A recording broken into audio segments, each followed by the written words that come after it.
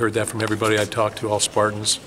The next day, walking through airports and things of that nature as well. So, but to win back-to-back Big Ten championships, tremendous accomplishment. I want to congratulate Coach Izzo and his basketball team. And I think when you look at that basketball team right now, you get an appreciation for coaching and for teamwork, because it's all going in one direction. You know, they've had some things happen where they've lost some players on the court, but it continues to move forward, and that's a testament to a team. Period. Spring practice is going to start this week. We're going to push it back a couple days. Just coming off a break, I just feel like guys need to move around a little bit beforehand. But it's an opportunity to step forward, I think, again, as a program, put our foot in the ground and plan it and drive forward. You know, I think defensively you can make a case for us having a top 5 defense in the country. Mike Tressel's done a great job along with the defensive coaches. On the offensive side of the ball, we have some change, as you guys have noted before, and we need to get that up and running to speed. But excited about the opportunities our players have. They've been excited. They've done a great job throughout the fourth quarter or the winter workout program, and we're looking forward to the challenges that spring brings and the new year brings. But we'll be ready in 2019. Do you think that's a major emphasis, is getting the offense straightened out in spring ball? Well, yeah, I think that you know, you've got to have you've got a starting point, and you use that starting point to sort of, you know, catapult forward, really. How do you go about with when you make changes like that? Because it's a very rare thing for this program to make that kind of shift. Yeah, and I talked, I think, extensively about that before, but, you know, my mindset's still the same. You know, I'll give people an opportunity to have change in their position meeting rooms, which I think is good for our players, new direction in that capacity.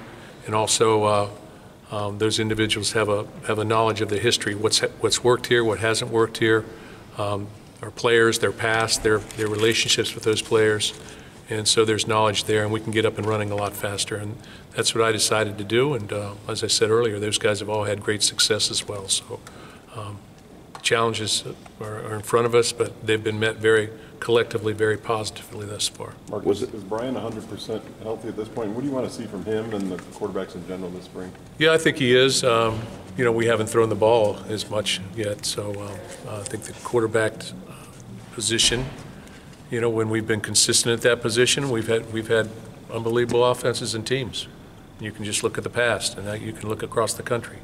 When there's inconsistency or those type of things, you know, or mistakes made, then, you know, it all sort of unravels a little bit. So you got to be a little bit more consistent in completion percentages. But, you know, we had 2 guys playing, a redshirt freshman, and then a guy that was banged up a lot too at the second half of the year. And, you know, we lost some players that, you know, whether it's Felton or LJ, and that are difference makers. So it's a collective issue, I would say. Where do you think Brian's head is?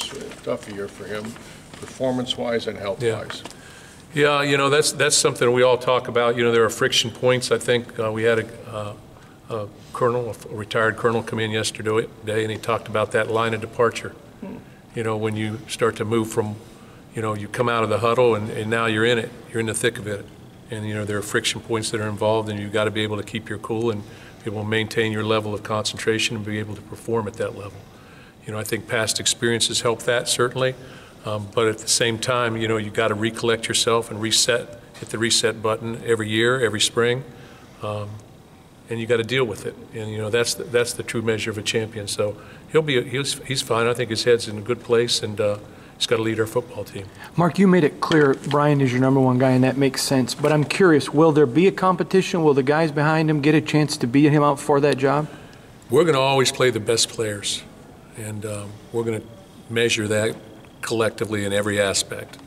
So, you know, if our backup quarterback plays like he did against Purdue the whole season, you know, then you take it from there. If you're playing like you did against Rutgers, then you take it from there. So everybody's going to be judged on what they've done lately, and that's what we'll continue to do. So, but this is a team game, much like I just talked about basketball. You got to be able to pick it up and collectively go in the same direction, and they've done a great job with that, and we'll look to follow suit. That's one of the reasons that I took our football team over there to watch our basketball team, just practice. Just be a fly on the wall and just watch practice earlier, you know, a couple weeks ago or whatever it was before spring break. Because I thought that, you know, there's power in the way they go about their business, and communication and things of that nature, and we just need to learn everything we can and keep going in the same direction. Hartbarger and Sowers on the roster, did they get clearance from the NCAA already? Yeah, I would assume they did, yeah. And minimal attrition this year, how much does that help going into a spring? It always helps. I think last year we had 89 players. This year we got 102 going through spring practice. So we've got a lot, you know, we have 7 new guys. Rookies is what I would call them. They're going to get their first taste of Big Ten football here on Thursday. So I think it'll be good for all of us. But yeah, minimal attrition, but you know, who knows how this transfer portal works after spring practice too. So we'll just keep trying to coach our guys positively and keep pushing them in the positive direction. Mark, after your off-season review, what did you come away with in terms of the offensive line? And is that a similar situation where you'd say, I mean, even though you do bring guys back, that it's an open competition for any of those spots right now? Or do you feel like some folks have sort of earned the right to be? It's always an open competition, you know, but certainly guys have experience, as I've talked earlier about, and that experience gives them a leg up. But at the same time, you know, we had injuries. We had, I think, one guy on the offensive line play every game. So we had a lot of injuries, and we had young players in there, and there's, you know, when those things start to happen, you know, there's struggles. There are going to be some struggles. So, but we're going to move forward. We're going to be fine. What's it like to hit the reset button for you now that you've been here 50 years? Is 50? it the same? You know, I'm excited about 2019. Sometimes, as I've said earlier, you know, you define things by how you handle things when there are some downfalls or some problems. Yeah. So, you know, to me, this is an opportunity to step back in. I'm excited about spring ball. I'm sort of going to immerse myself in terms of what we do on a day-to-day basis and look at everything and stay positive and stay current. But I'm excited about it, and I think our football team is too, because we left some plays off the field. And really, I mean, what's the difference between 13-1 and 7-6 when we were in such tight games? It's guys making plays at the end of the game in the fourth quarter. I mean, really, that's the difference. I mean, in every football game, we're right there in the fourth quarter. We just got to, you know, need to score more points, but we're still right there based on just how the thing played out. With Kenny, I would imagine you don't anticipate him being back. No, he won't. Are there any other guys that may miss the spring? Yeah, I think Jack Camper's going to miss the spring, and Kenny Willikis will miss the spring.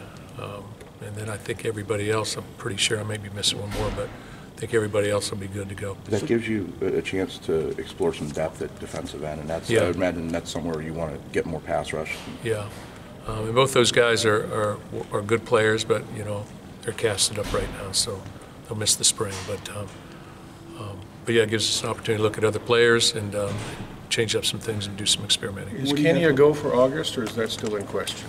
No, he's a go. He's all right for that? He's a go. So what do you have there, defenseman? Beasley's back. He had a pretty good spring last year. Started getting his foot in the door there. Jacob Panasuk. And You know, we've got some younger players as well. You're working in there, where there's Gissinger or some of these other guys.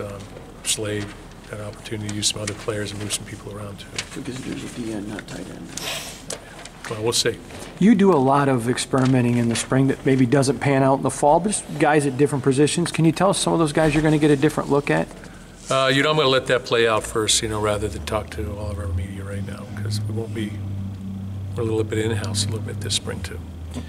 You have one of the young running backs, and obviously somewhat of an opening there, and some, Yeah. you know, with Connor and Ladarius back. I guess you've seen that with Le'Veon in the past. How important is it a running back to get in early and maybe get some? Yeah, it's important, and Anthony Williams showed some, you know, he showed some burst. He's looked very good in our winter workout program, but you got to put the pads on, you got to do other things.